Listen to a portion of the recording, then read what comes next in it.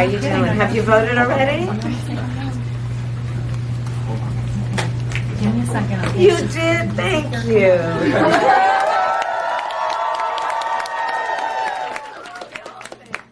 Thank you so very much. You know, it's so important that everybody participates, and I thank you, because I'm sure you got a lot of other things you could be doing.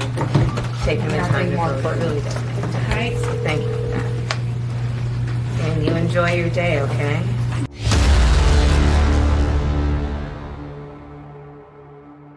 All right, so it is election day, and what we are seeing so far is Trump voters showing out in large numbers. We have not heard from Kamala Harris as of yet.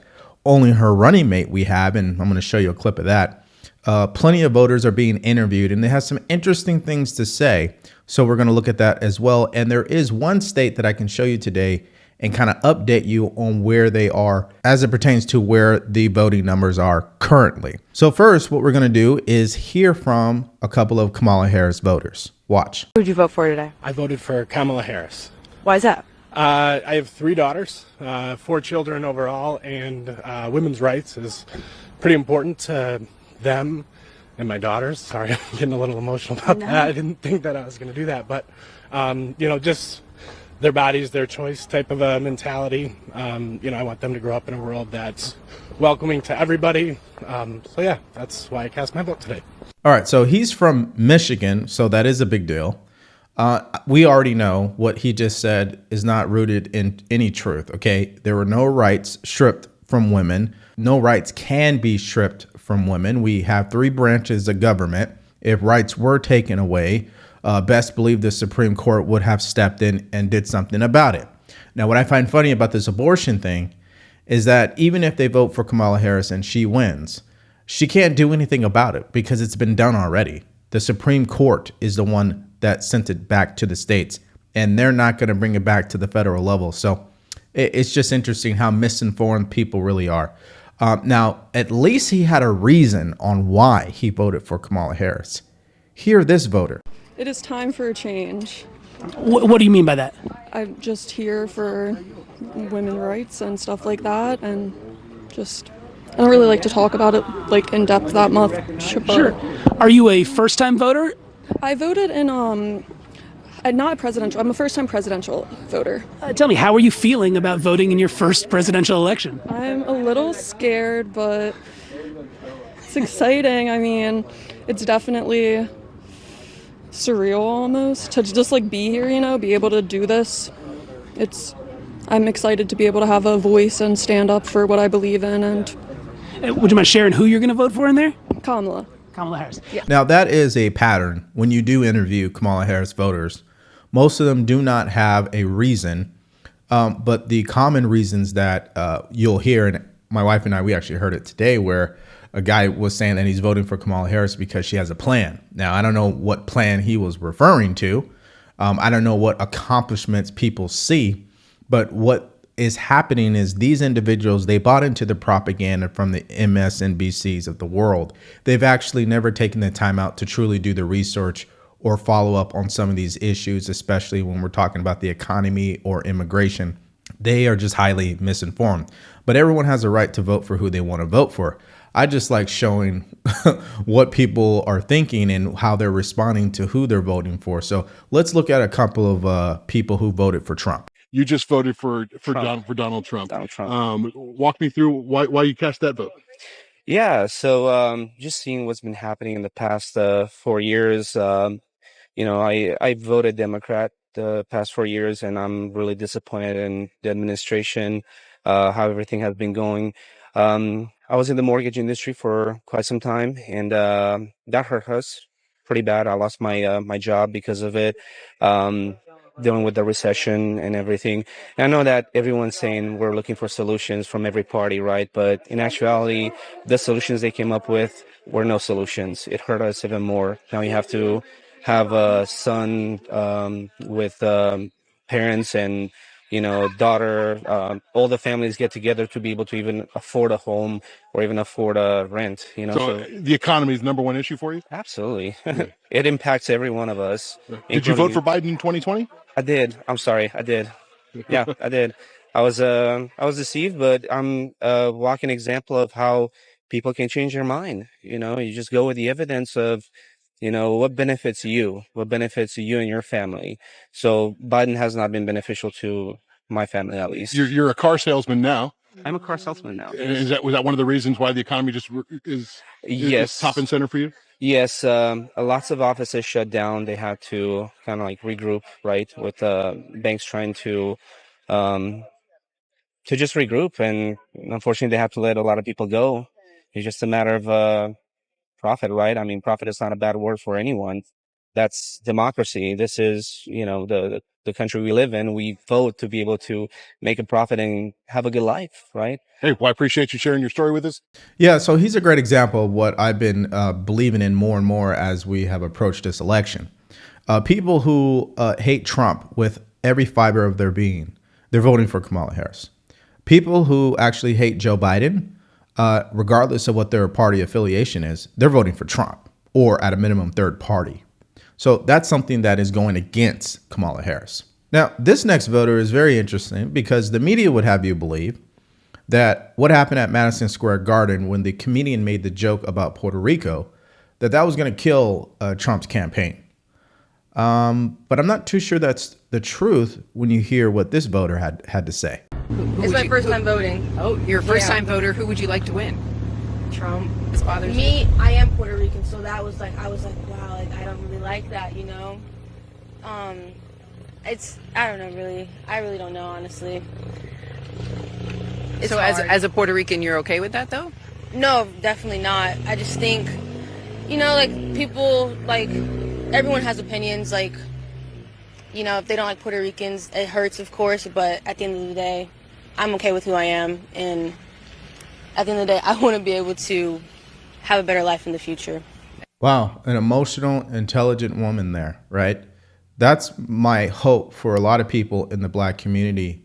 Who gives a shit what the skin color is? Who cares what your race is? Just stick to the facts, focus on yourself, know who you are, and move forward. I can care less what people think about me. You know how many people actually see me doing these videos and they probably get sick, right? I can't even imagine. And there are people that have been actually commenting like coon and things like that on my Facebook. My wife just told me about this the other day. I didn't even know. But I digress. The point being is that Republicans know that the voters are not stupid. The Democrats believe voters are stupid. That's why they speak the way that they do, and Republicans don't. So in the end, this leads us to what is the math saying? Now, before we actually get into the numbers, and particularly one of the battleground states, which is Nevada, I'll show you the numbers. Let's hear from a few political commentators on CNN and what they had to think. And yes, it is from a common sense perspective. Watch. The math doesn't work.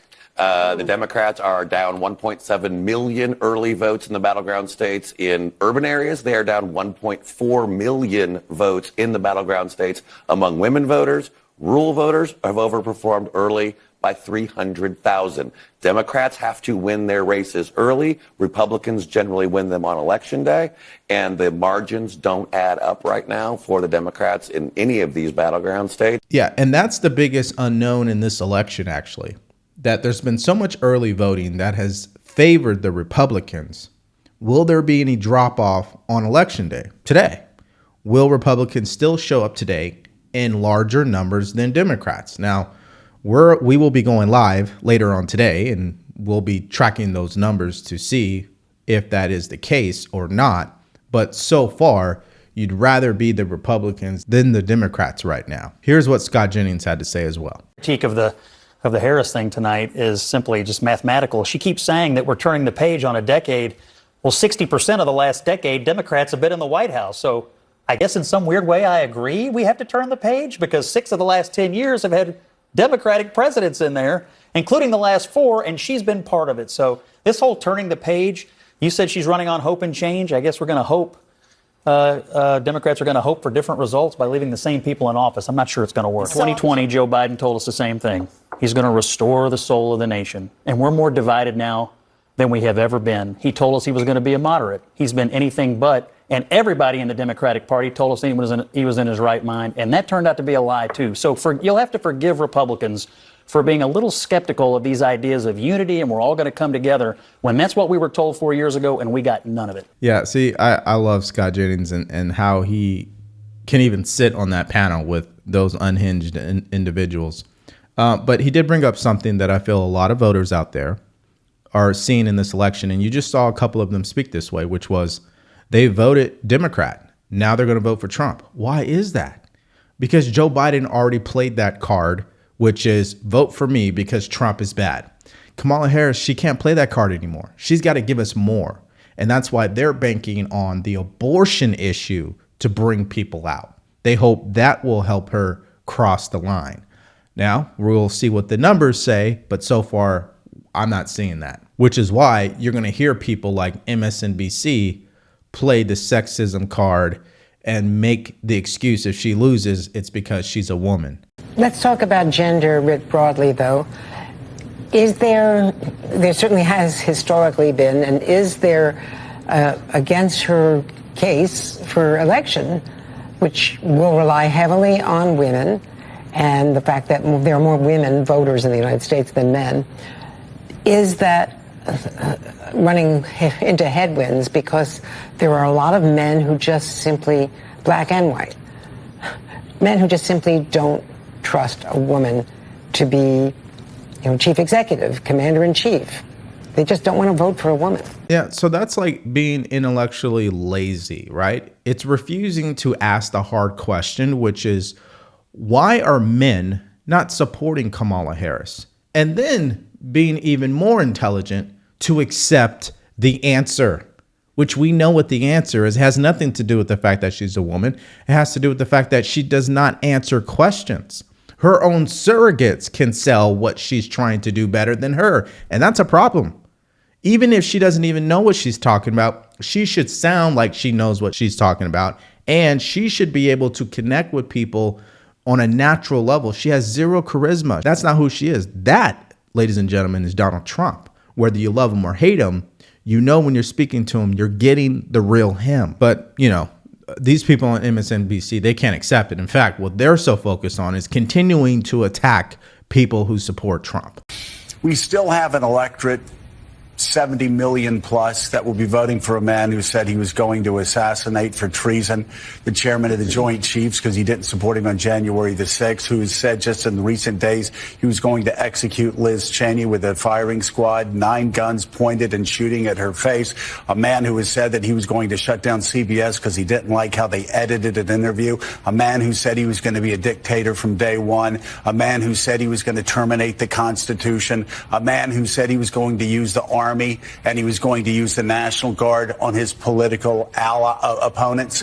I literally could go on all day. And yet you talk to Trump voters and they'll go, he didn't say that. Wait, now I didn't hear him. And then you say, well, here's the quote. And then they'll go, yeah, he didn't mean that. So there's something far more long-lasting than just Donald Trump, the candidate.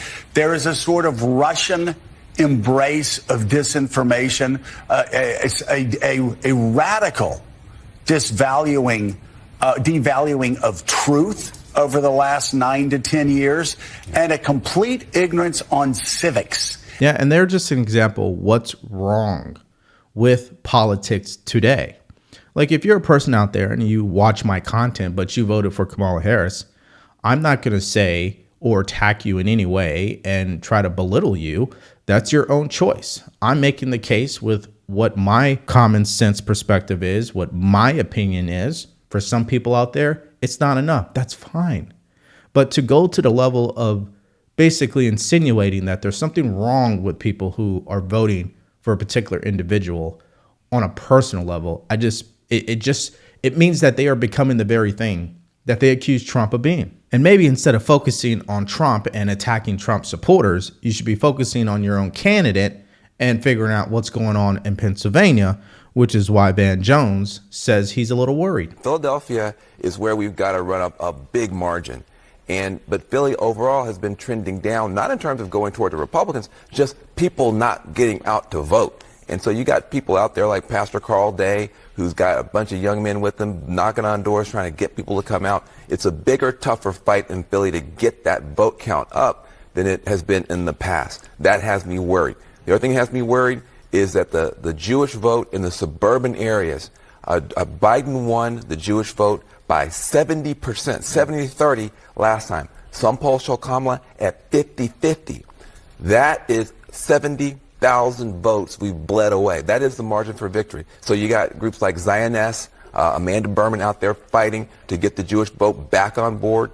This is a tough Trump campaign doing ads and to the try Trump to campaign pushing the other direction. So this is it is door to door, bruised knuckles, tired legs, a lot of coffee, and I'm nervous and worried, and I'm not going to be anyway until this thing gets called. Okay, is there anything that is making you happy about Pennsylvania? No, there's nothing making me happy about Pennsylvania. You got David Urban out there causing us trouble in the rural parts of the state. Get David Urban on this show and keep him here all day, and then I'll feel better. Just don't let him leave. I don't want him out there. Clearly, the only question that remains after him saying that is, why is there not anything for him to be happy about? Why is she having a problem in Philadelphia? Besides the obvious reasons, she's not authentic. She doesn't answer questions. Her record is terrible. Why else are people not really supporting her in such a urban area? Well, listen to this. Republicans have had tremendous comeback in the last 4 years for voter registration. That was Alex Castellano's point. We checked the numbers very carefully. He's exactly right. I'll give you some in Pennsylvania in a minute. The other thing is, in the early turnout voting, this year Mr. Trump said, go on and vote early. The 16 and 20, he said, don't do it. Just wait until Election Day. So Democratic turnout is down. Republican turnout is way up. That's cutting into margins all across the country. For the Trump campaign. I'm cautiously optimistic. I don't think, my forecasting is any better than anybody else's. But I think those are important factors. Another factor, I don't think the pollsters necessarily can count the expansion of Mr. Trump's working class coalition. It's a very important point. Because they're basing it on 2020 and 2016. So look he's got blacks, Hispanics, white, working class people. He's got young people, he's got young blacks, young Hispanics. I don't know that they can account for that because these are relatively new developments for Trump. This is why he's been playing offense and Kamala's been playing defense. You have other things. You've got, how do you calculate Elon Musk in Pennsylvania? The guy's the smartest guy on the planet. He's also a huge celebrity. He's become a political celebrity. How do you calculate that? How do you calculate Robert F. Kennedy Jr. and Tulsi Gabbard, for example? I don't know. Maybe they can calculate it. I don't think it's figured into their numbers. That's the part where the Democrats, they don't know what's going to happen as a result of this huge political shift. And so we're going to find out today, of course. Now, what's interesting is that Trump was able to cast his ballot today, and he did answer a few questions, because this leads me to the contrast once again between Trump and Kamala Harris. Trump is out front and center taking questions. We still have yet to hear from Kamala Harris. Where is she at? But we're going to go over to the office in West Palm, and we're going to say hello to the workers. They've worked very hard. Will Georgia kind of be your first indication of whether? I think so. I hear we're doing very well there. In Georgia, I hear we're doing very well. I hear we're doing very well everywhere. Now, I may regret that statement, but I'm hearing that we're doing very well. Would you go louder?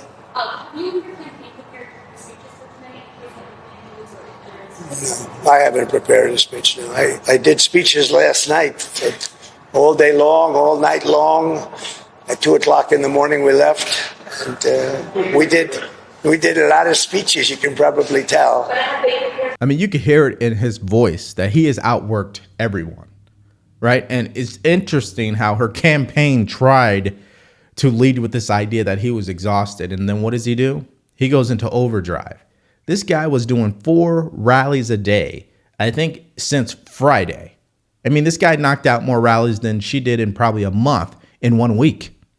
So again, This is the type of commander-in-chief that you want running the country, someone who isn't going to be asleep by 4 p.m. because their brain does not operate after that time. Sleepy Joe Biden, of course. Now, I mentioned that we haven't heard from Kamala Harris, and what's funny is neither has her running mate.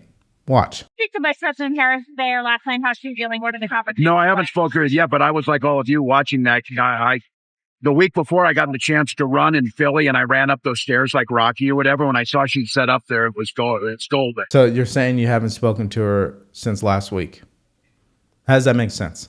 Now, what is interesting, there was a clip that was uploaded today from her campaign showing her making a fake call to a voter, which is really embarrassing. I mean, she can't help but be cringe. This is the only appearance and anything that has come from her today on election. So that's why I say that she's gone silent. Check out this clip. How you doing? Have you voted already? Give me a second. You did? Thank you.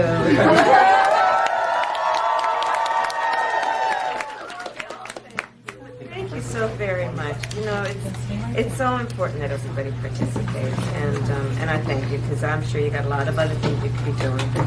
Taking the time to vote really does make a difference. So thank you for that. And you enjoy your day, okay?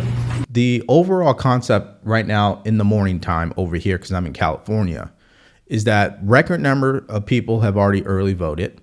Trump voters are surging in these different battleground states. And one of those particular states is Nevada, which is the only state right now that is reporting the election day turnout that you can go see for yourself. Let's take a look at that really quick. Okay, so before we show you the actually election day voting numbers, I want you guys to see a poll that was recently completed by Atlas Intel, which was the most accurate pollster of 2020. And the reason why is because it's going to help us make an educated guess on what's going to take place in that state. Okay, so the first thing is the gender gap, right? So Trump has an advantage with males at 55 to 43, and Kamala Harris has an advantage with women 50 to 45. So it's not that big of a jump in a sense. He's only down by 5 points when it comes to women. The partisanship, right? So Kamala Harris is getting 92% of Democrats and Trump is getting 97% of Republicans. Pay attention. According to this poll, they say independents, Trump is getting 48%, Kamala Harris is getting 42%. Okay, so here are the total numbers so far. Republicans are ahead 37.8%. Democrats are trailing at 33.7%, and independents are coming in at 28%. So what does that conclude? It concludes that the independents are going to have to win the state of Nevada for Kamala Harris. If we're taking that poll into consideration, that's not feasible, because if he polls at 45, even 40%, even if we go down and we say, hey, that poll wasn't as accurate as it could have been, let's say he polls in at 40%, that still is not enough. So that is the current status of one of these 7 battleground states that are key for the election today. So we've heard from voters on both sides, people who are supporting Kamala Harris. They didn't really give us a valid reason, even though we did have somebody that explained the propaganda reason why they did. Then we have Trump supporters, really people that really don't even support Trump. They voted Democrat, voted for Trump this time because of the fundamentals. We've also heard from Trump himself and his message to voters. We got to hear from people on CNN on both sides, even the deranged people from MSNBC. And we've heard from Tim Walz. But you know who we haven't heard from? Kamala Harris. I think that is very interesting. So I think everything is looking really good for Trump. Trump supporters are showing out. They're voting at high numbers today.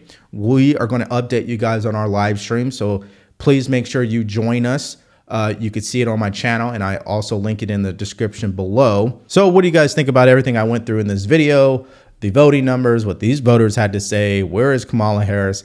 Let me know your thoughts in the comment section below. And also, if you haven't taken the time to watch the latest video that we uploaded, where we showed you what the early voting numbers were showing when it comes to Kamala Harris and Trump and who actually was favored, you could definitely check that video out because it's coming up right now.